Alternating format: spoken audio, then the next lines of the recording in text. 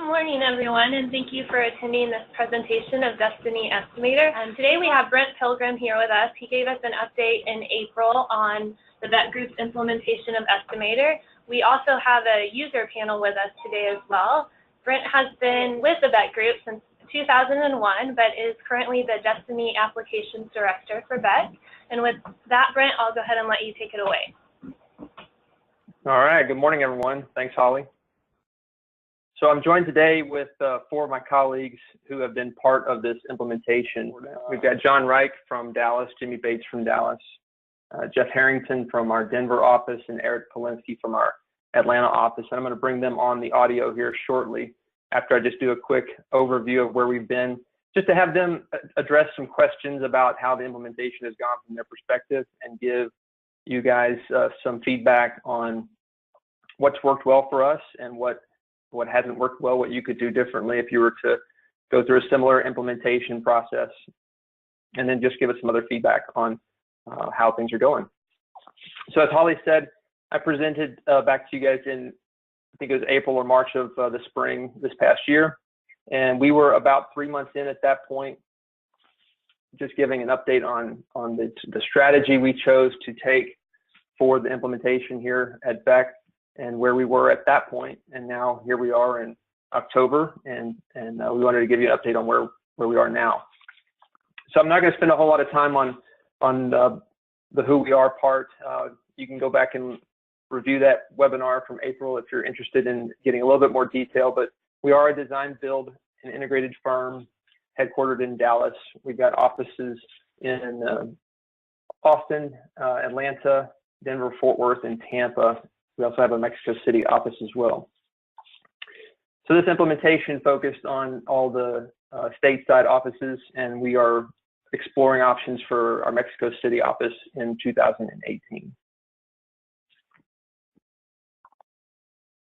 So without going into too much detail, again, these next two slides were covered in depth back in April. So I'll just touch on those real quick so that we can get to the meat of the presentation. But to give you some background, Beck as an organization, we have just right around 40 estimators across those 5 regional offices. We have historically been a Timberline and on-screen takeoff shop. We implemented Timberline almost 11 years ago now.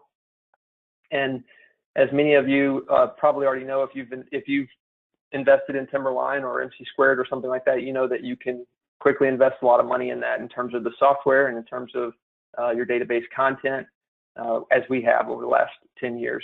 So I mentioned in April that Timberline has served us well up until this point, but for a variety of reasons, we have decided to implement Estimator and make a change.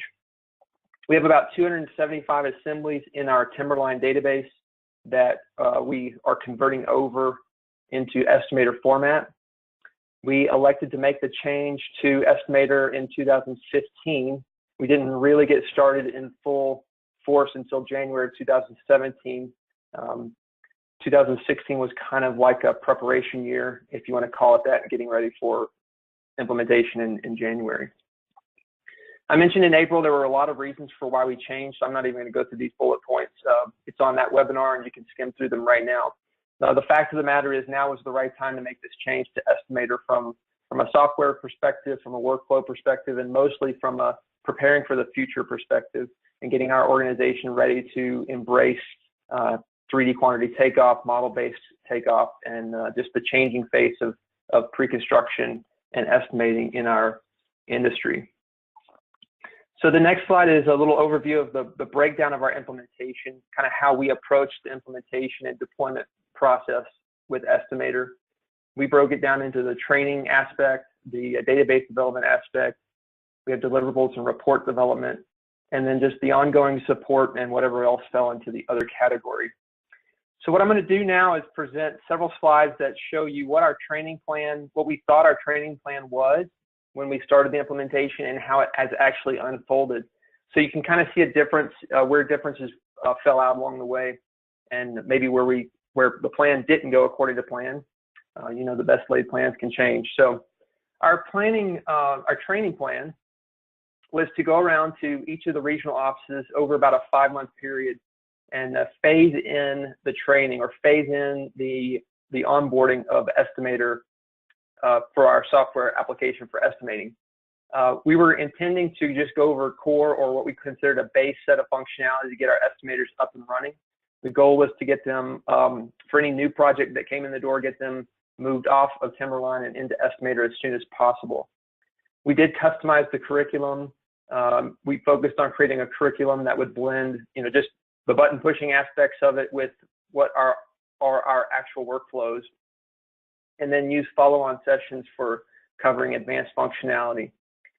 Our goal is to have every estimator attend the training in this 5-month period. What actually happened is it protracted out to about 7 months. That was for no real reason other than that's how it kind of just played itself out with the availability of the offices and myself as a trainer and that kind of thing.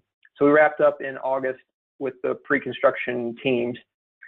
We did stick to our focus on core functionality. We didn't stray too far from that. What we did do, though, is adapt the training. Since this 2D QTO piece is such a unique animal with Estimator being an integrated piece of the application, the way I taught that in August was much different than the way I taught it in February. I learned a lot from our team members along the way, and we kind of figured out that process along the way, and I think we're still figuring out. So that might be something that our group touches on today. We had all but one estimator in the entire organization attend training. That was for some other reasons. He's basically on a major project that's going to be ongoing for multiple years that started a couple years ago in Timberline. So we'll deal with that as we can in the future and need to. And then advanced functionality, I think, has been slower to implement than we had expected. I think that's, we can address that in our Q&A session, but I think that's mostly because we got into the application and we wanted estimators to really focus on replacing Timberline, so getting them up to speed on just core estimating functions. And I think the advanced functionality has a little bit different learning curve. 3D QTO is completely new. The dashboard concepts is completely new. So we'll talk about some of those aspects in just a second. As I mentioned, the deployment for training was about 5 months. We had hoped to wrap everything up really in about 6 months for phase 1, which is pre-con teams only. We wrapped up in August, which was 7 months from the time we started. And we had focused on our pre-con groups first. That has actually worked out really well, and I've gotten a lot of interest from our project-based staff to learn Estimator for change order management and creation and one-off estimate creation while they're out on the project. So we've actually started training our project-based project management staff as well. From a database development standpoint, our goal was to convert our base line item database from Timberline, which we did, and that's worked out well. And then our goal was to convert assembly content just as we went along the way through a crowdsourcing effort, meaning we were going to rely on our pre-con team members to convert those assemblies as we saw a need and as we had time. When we originally started the implementation plan, we had identified 22 assemblies out of that 275 as priority 1 assemblies, meaning we needed these first, and they were the most used and most important, and we had a goal of 6 months to convert those. So that was the plan. What has actually happened on assembly development is that, well, first of all, the crowdsourcing has been a great experience. We've had several estimators jump in and create content, and that's been helpful from an implementation standpoint so that it doesn't all fall onto my plate, which would make it last even longer. What has been interesting, though, is that our definition of priority 1 grew from the original 22 to we now have 110 that have been marked as priority 1. The reason that is because if somebody took the time to create the assembly, I went ahead and made it a priority 1 so that it could get published into the database.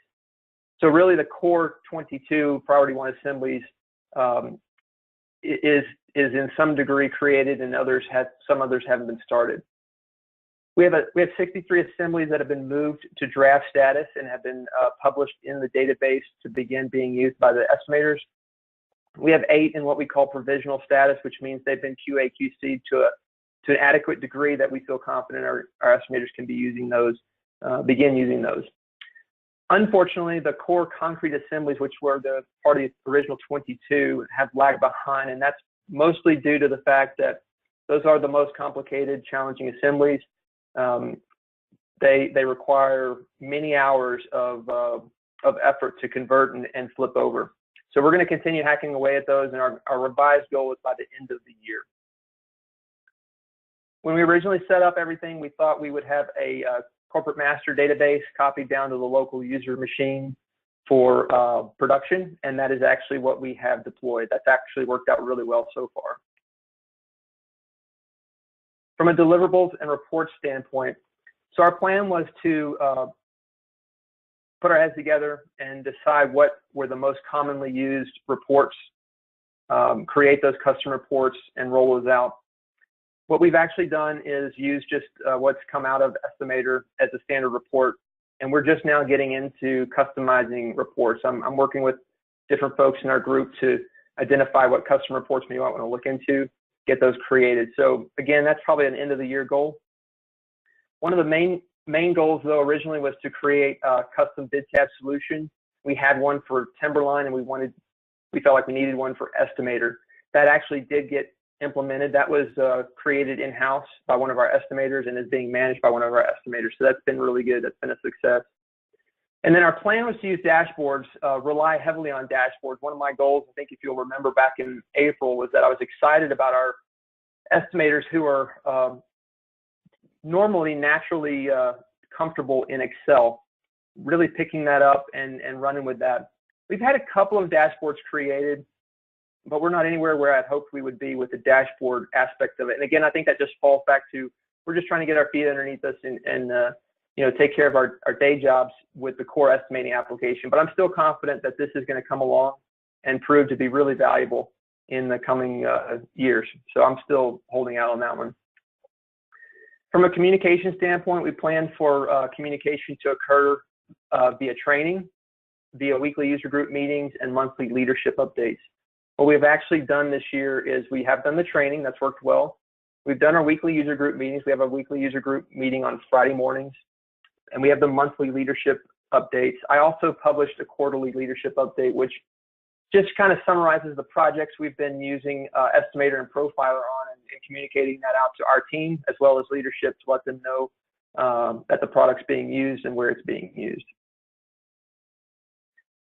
All right, so that's a very quick overview of where we have been. I'm going to open it back up now to the panel, and I've just got some questions I'm going to bounce off of our group, and then if anything else comes in, we can address those as well. So, guys, are you on? Yes, I'm on. Great. Yes, we're all here. All right, fantastic.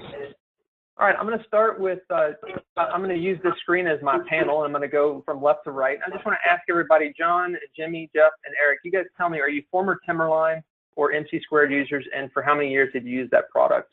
Go ahead, John. Yeah, I've used both Timberline and MC².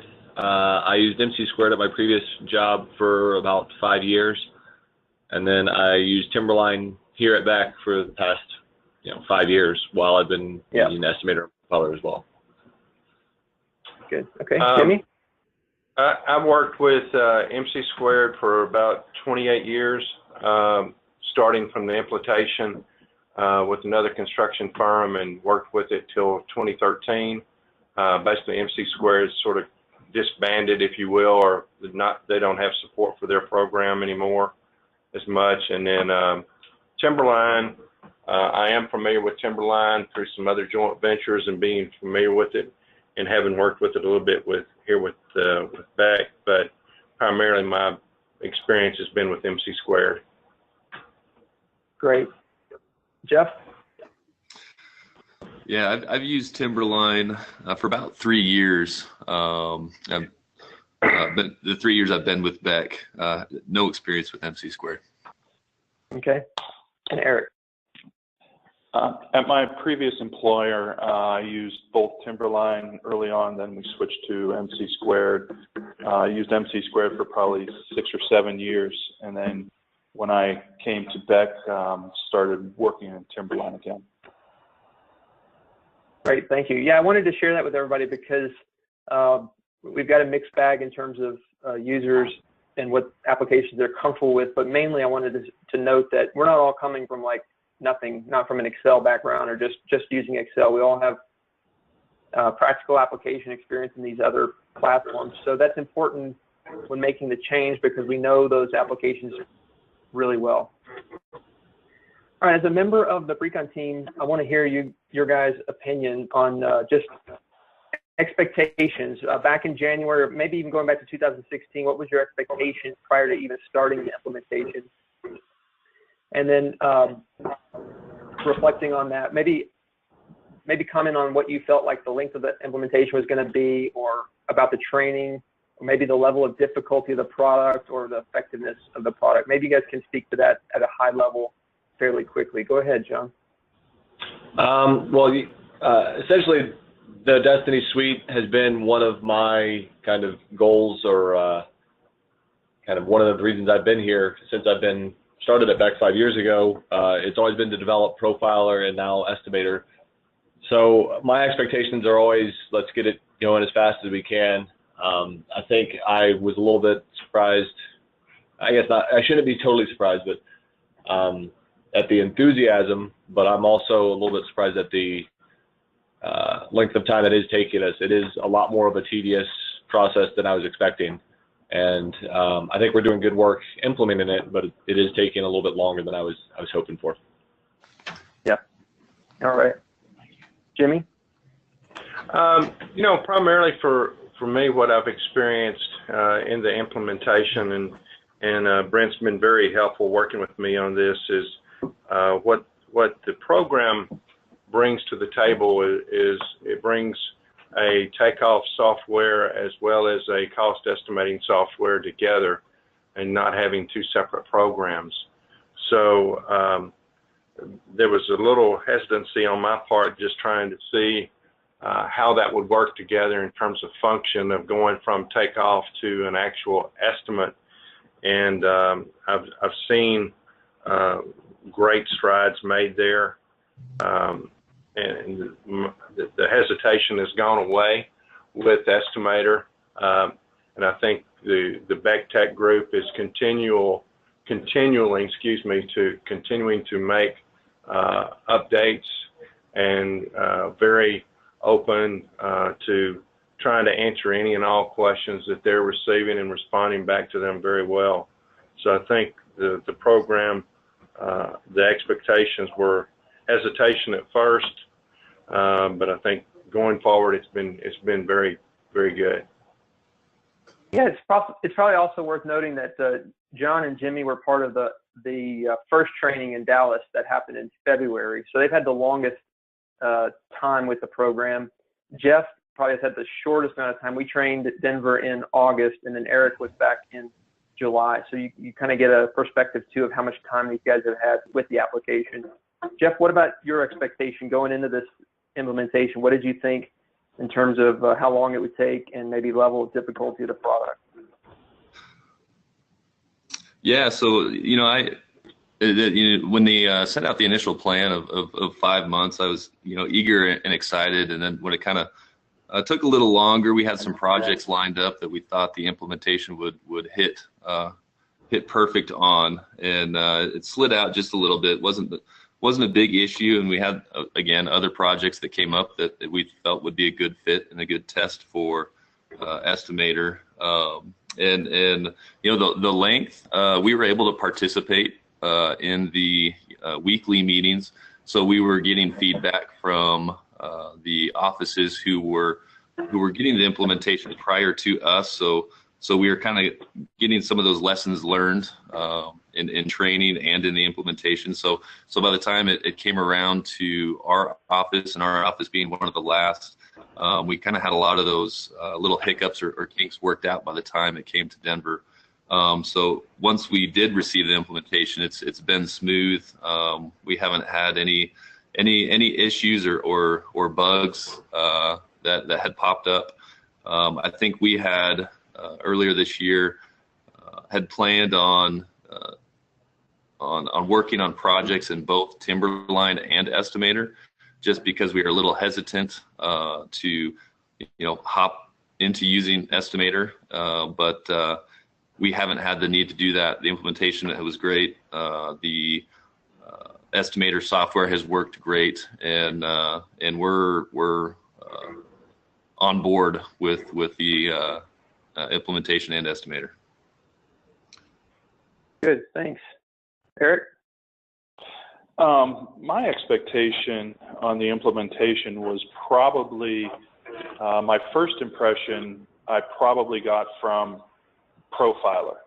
So my experience had been, I did a Profiler project first and I had a conceptual estimate, and I kind of expected it to work similar to Profiler in the way the assemblies were sort of gathered, or the way you input your cost estimate.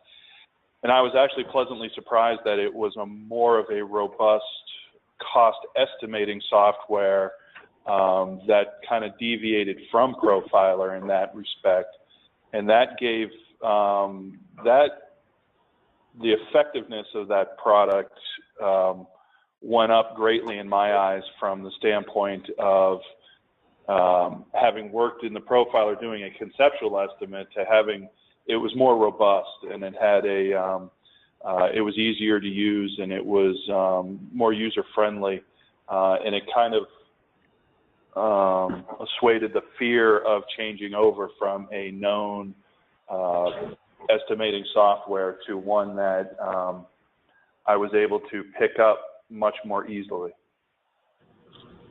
Yeah, good perspective. Also important to note for the audience, I actually went out to our Atlanta office in May and trained on Profiler first, which was not the original intention, but that was a fairly new team that had a slew of conceptual projects that were coming in the door. So we kind of rearranged the deck of cards a little bit and trained them on Profiler. And I was super impressed with the way that whole team picked up Profiler. And just after a month of training, they went right into several projects throughout the summer on Profiler. So that was really exciting for me to watch. And then to Eric's point, then we rolled into Estimator. So they kind of got the full suite of training within about a 3-month time period. Okay, let's talk about the biggest challenge that you guys are seeing from two perspectives. One is just overall implementation plan, and then your individual use of the application itself. Go ahead, John. I would say that as far as implementation goes, it's just we had a pretty robust Timberline database. It was a very some of the assemblies that we had built, some of the logic we had embedded in that was very detailed. Translating that over from Timberline to Estimator, that has been a pretty significant challenge, bigger than I think we anticipated, just because our guys previously had done such a good job of building the Timberline database. I would say we're probably, in terms of the application, a large part of it is just, I mean, we're so used to OST. OST is kind of the standard everywhere. It's super easy to use. Everyone knows exactly how to get in and do things. And the Estimator workflow is very similar, but it's also a little bit different. So it's just learning how to drive the new program. I think that's the biggest issue. And the same thing on the estimate side, even if you're not using the takeoff portion of it, going in to build an estimate in Timberline takes certain steps, and doing it in Estimator is a similar process, but again, you just have to click in different spots, and so it just took everyone a little bit to get used to that. So I think that's been kind of more just getting the comfort level in both programs at the same time, I think, has been the biggest issue. But in terms of function, it works pretty well for me. Good. Okay, Jimmy. Sort of ditto of what John's just saying. With the years of experience I've had with OST and MC squared, I sort of liken it to a car. You can drive a Kia, you can drive a Mercedes, whatever, but there is little differences. There are differences between each vehicle that you drive, but at the end of the day, you're driving down the road, and if you've been programmed using on screen and MC squared, like I had been using, understanding just how to navigate and understand the differences between OST and MC squared against the one application of Estimator, I think was the biggest challenge I think that I've had and anyone else would have. But once you get used to the navigation of the program and how it works and get familiar and just get in and use it, I think all of it makes sense in terms of how it's all going together. With respect of the application, I think the learning of going from the takeoff within Estimator and converting it to the estimate itself within Estimator, that's something everyone has to learn, because, you know, when you would do on screen and then go over to MC squared, you were basically manually entering the items from on screen, whereas with the Estimator program, you're just converting them over or adding the line items or creating line items in an estimate from your takeoff that you've done. So I think that would be my biggest challenge as well. Yeah, so I'll take a second to highlight something with Jimmy and John. So both these guys have a ton of experience, and John has a lot of experience with our own database. So he's probably safe to say intimately familiar with the content of our database. Jimmy, however, doesn't have the same length of time in our database. So he's coming at it from an angle of this. I know what construction data is, but I'm not familiar with this particular database. So one of the challenges Jimmy and I have been looking at is just how do we make our database, which has almost 15,000 line items in it, a little bit more user friendly. That's less about the product and more about the content itself, but I thought I would share that. And then as another takeaway from my perspective on the training and support side, I definitely feel like our users are the relearning of the workflow for the integrated takeoff is definitely one of the higher frequency challenges we're having with our implementation. So sorry, I didn't mean to hijack that, but I wanted to highlight just the contrast of understanding the database there. Go ahead, Jeff. How about you? Biggest challenge so far? Sure. To echo John and Jimmy, you know, the high level workflow is the same, and you're doing your QTO and then applying cost to it. But to echo John and Jimmy, just it's a new workflow at a lower level.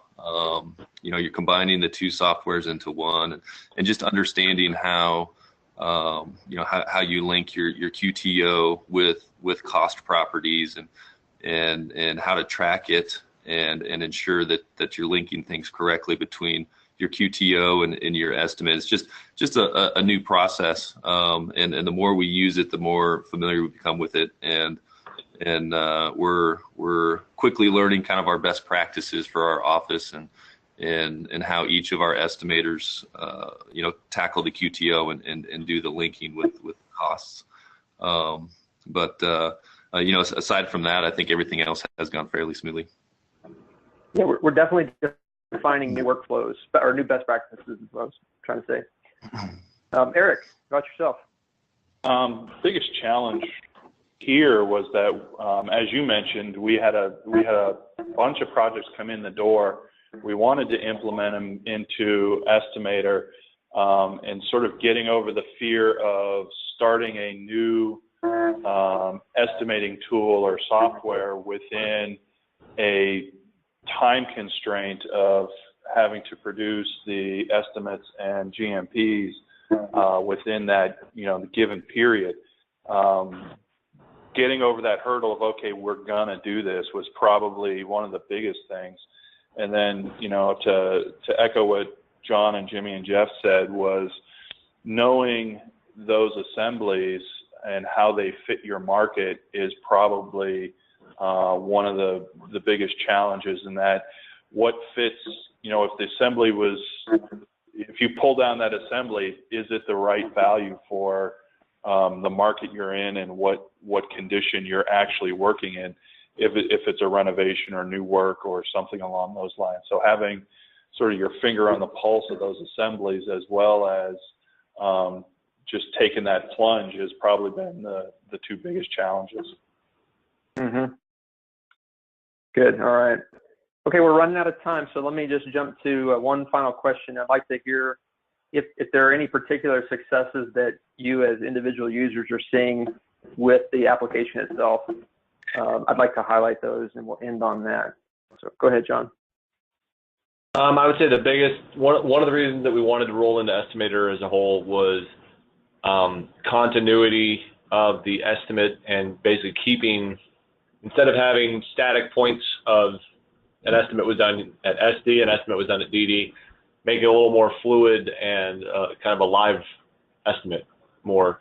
And carrying that out from conceptual estimating all the way out into the field so they can continually update it as changes are made out in the field. I think we've done that very successfully on a few projects where we've taken it from where we did the initial conceptual estimate in Profiler, ran it into Estimator, ran all the way through GMP and Estimator, and then in the field, the guys are continually updating the estimate with changes so that at the end of the job, we're going to be able to see the full cost of the project in line item detail compared to what we initially had at concept. And I think that's going to be a very powerful tool once we get some more projects in there. But the fact that project teams are able to use it successfully and they now know exactly what's in the estimate, where everything is accounted for, I think it's made a lot more open and transparent communication between the ops teams and our estimating team, which is always good. Yeah, you highlight a really good point, which is prior to Estimator, our field-based, our project-based management teams did not use Timberline out on site. So this really represents something brand new where that estimate is continuously used in the same application. So yeah. Jimmy, any successes so far? Absolutely, absolutely.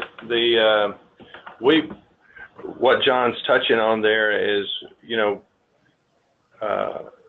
it's really interesting with my experience with MC Squared. Your project managers and your field staff, out on projects, would really shy away or stand away at arm's length, looking at an estimate or wanting to understand or learn how to use MC Squared. And it's really ironic. I've been working with a project manager here on a rehabilitation hospital project that Brent has done some training of those project managers or ops guys on Estimator, and it's quite interesting, the willingness to understand and get into the program, and it's a sharing of the estimate. It seems to be a much more of a team approach, or perception's reality. And I think the perception from what I'm seeing from the field and the people I've been working with is it's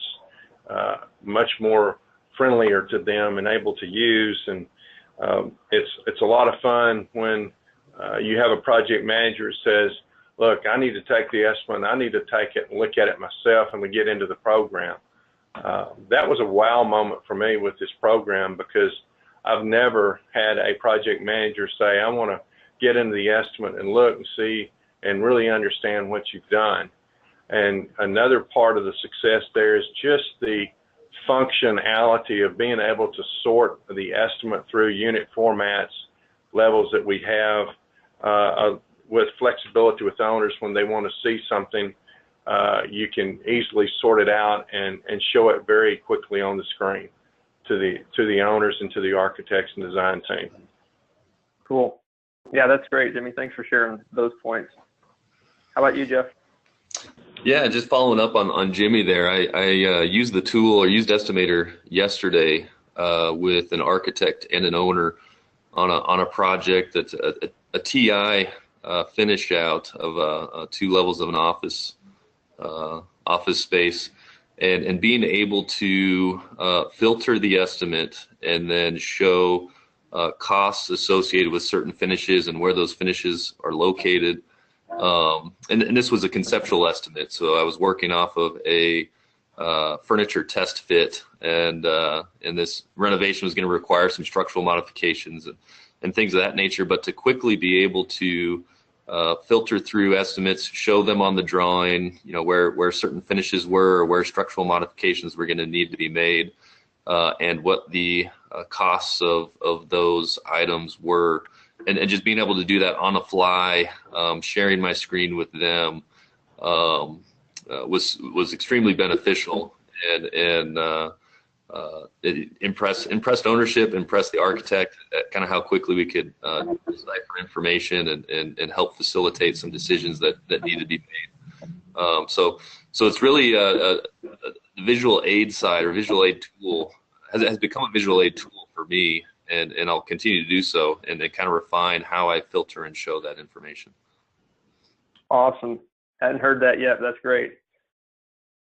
How about you, Eric? Right now, I'm actually doing double duty. I'm actually a on-site project manager for a project that we started, that I took from estimate to GMP, and I'm filling in sort of for a project manager who hasn't yet completed a job, and when he comes off, he's coming on to this one. So while I'm there, I'm actually using it for owner change orders. So the owner has requested changes. There's deducts, there's adds, there's different things, and it assembles it quickly. It allows me to format it similar to like one of the panelists said, you can sort it and format it real easily, and it's kind of taken the place of Excel for me as far as creating those change orders.